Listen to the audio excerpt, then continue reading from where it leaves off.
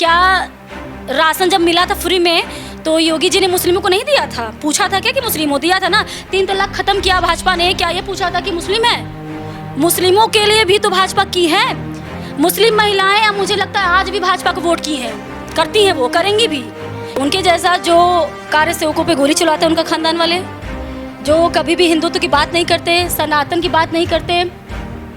और समाजवादी पार्टी को आप देखेंगे, मैं आपको याद दिलाना चाहूँगी, शायद पूजा पाल का नाम सुना होगा, उनकी पार्टी की विधायक थी, उनको क्यों निकाल दिया गया? हमारे साथ एक ऐसी लड़की हैं जिनसे आज आपको रूबरू कराने जा रहे हैं, जिन्होंने बहुत ही कम उम्र में बहुत ही बड़ा नाम समाज में और प्रदेश स्तर पर कमाया है।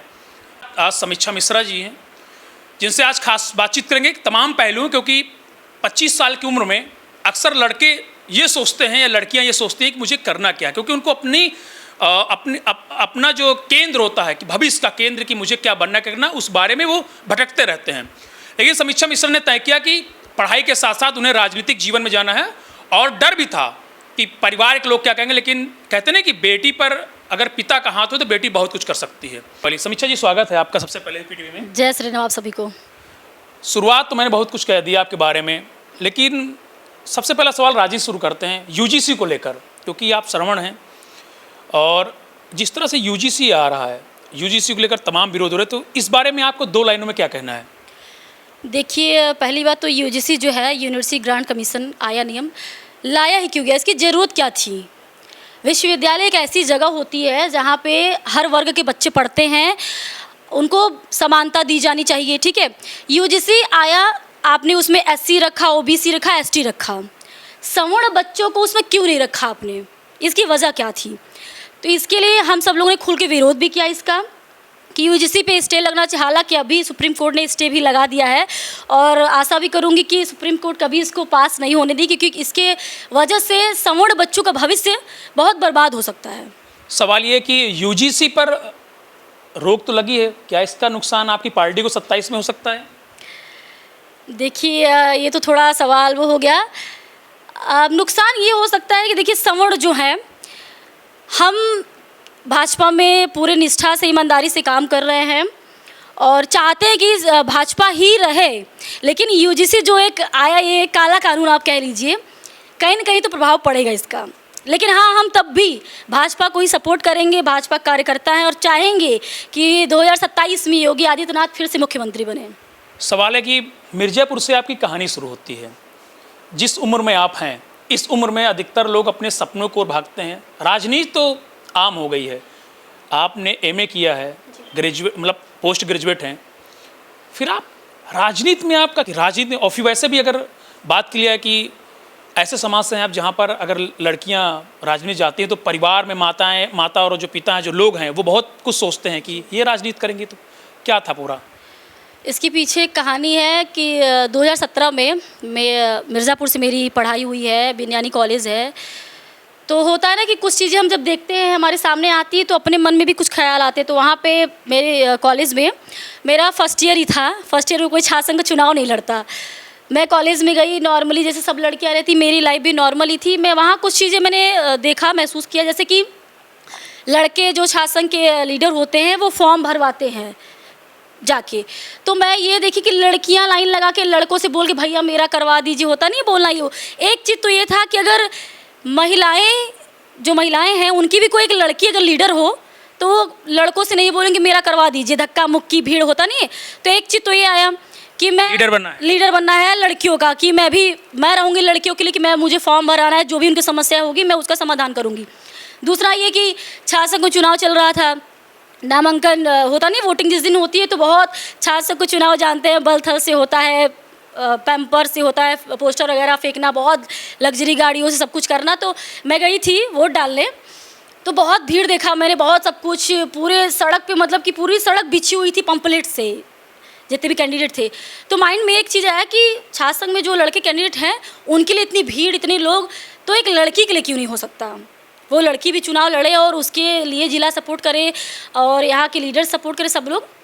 तो वो 2 चीज़ें थी कि मुझे भी आना है। तो मैं वही सोच के वहाँ पे छात्र संघ का चुनाव लड़ गई। उसके बाद से मैंने कभी पीछे चुनाव जीता था आपने? नहीं, मैं चुनाव नहीं जीती थी, एबीपी से लड़ी थी मैं। एबीपी चुनाव लड़ी थी। मैंने एक आपकी तस्वीर देखी थी, तलवार वलवार आप निकाल के देते हो, क्या शौक है, क्या आपको तलवार चलाने का शौक है आपको? देखिए, शौक नहीं, मुझे गर्व है कि हम लोग जिस कुल खानदान से आते हैं ना, तलवार रखना जायज़ है।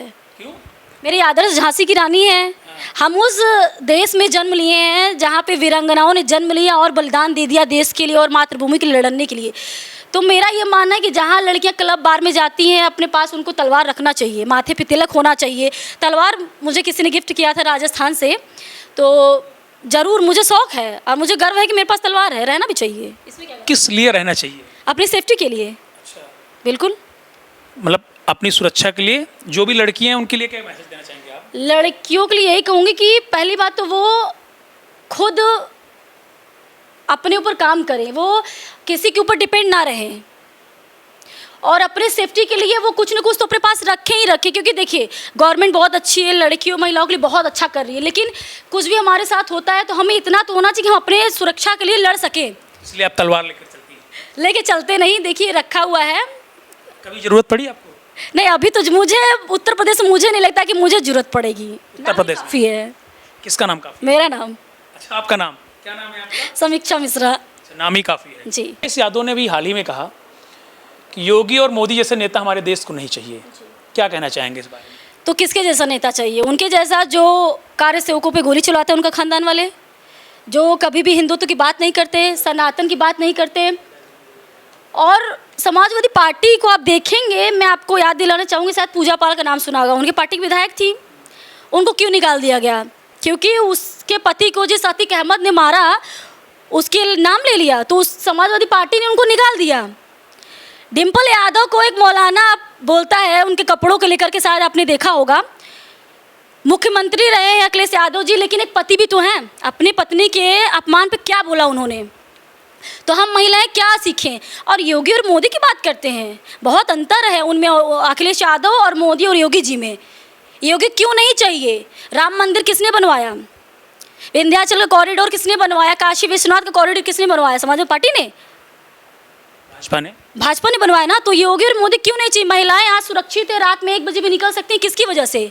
भाजपा की वजह से ना। तो क्यों नहीं चाहिए? बहुत अंतर है। वो तो कह रहे थे कि महिलाएं सुरक्षित नहीं भाजपा सरकार में। देखिए, मैं अब आप कहेंगे कि आप भाजपा में काम कर रही तो आप साइड लेके बोल रही, लेकिन ऐसा कुछ नहीं है। मैं तो भाजपा में होते हुए भी जिसके खिलाफ बोला मैंने, मुझे भी तो डर होना चाहिए कि मुझे पार्टी निकाल देगी। लेकिन मैं एक लड़की होने के नाते बता रही हूँ, अगर मिर्ज़ापुर छोड़ के मैं लखनऊ में हूँ, अकेले रहती हूँ, कोई मेरे साथ भाई बहन कोई नहीं रहता, तो कहीं नहीं कि इसके पीछे ये भी तो है, गवर्नमेंट इतनी अच्छी है, महिलाओं को इतना सुरक्षा दिया है उसने कि कोई कुछ बोल नहीं सकता।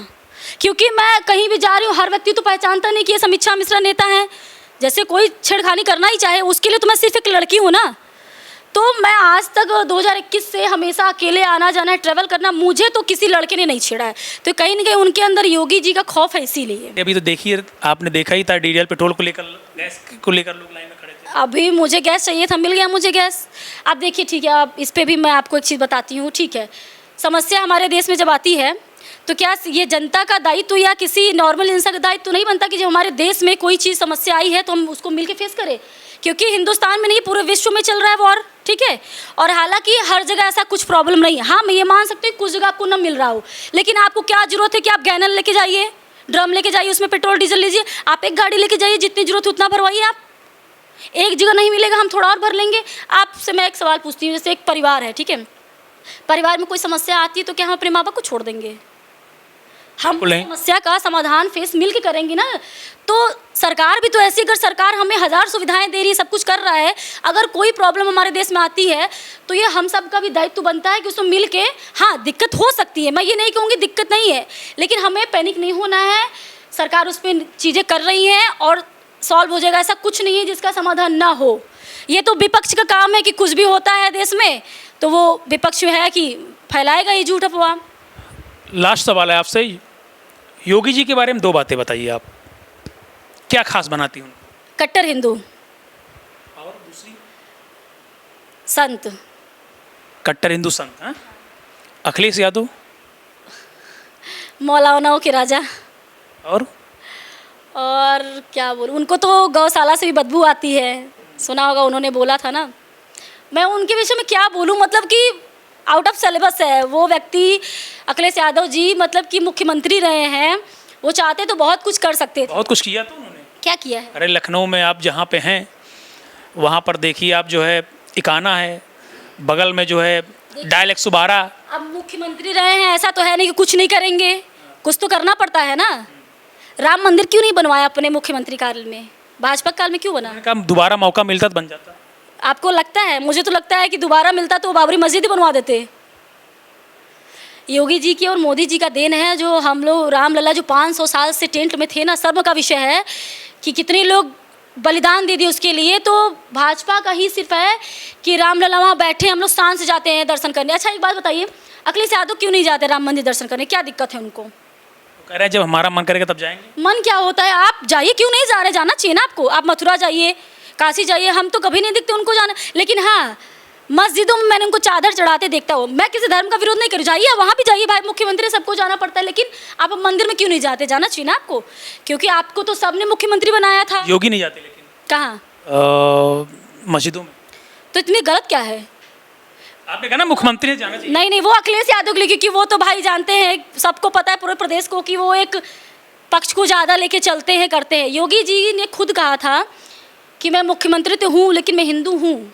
वो उनकी आस्था है, हमें उसका सम्मान। अच्छा एक बात बताइए, क्या राशन जब मिला था फ्री में तो योगी जी ने मुस्लिमों को नहीं दिया था? पूछा था क्या कि मुस्लिमों? दिया था ना। 3 तलाक खत्म किया भाजपा ने, क्या ये पूछा था कि मुस्लिम है? मुस्लिमों के लिए भी तो भाजपा की है। मुस्लिम महिलाएं अब मुझे लगता है आज भी भाजपा को वोट की हैं, करती हैं, वो करेंगी भी, क्योंकि 3 तलाक खत्म किया था मोदी जी ने।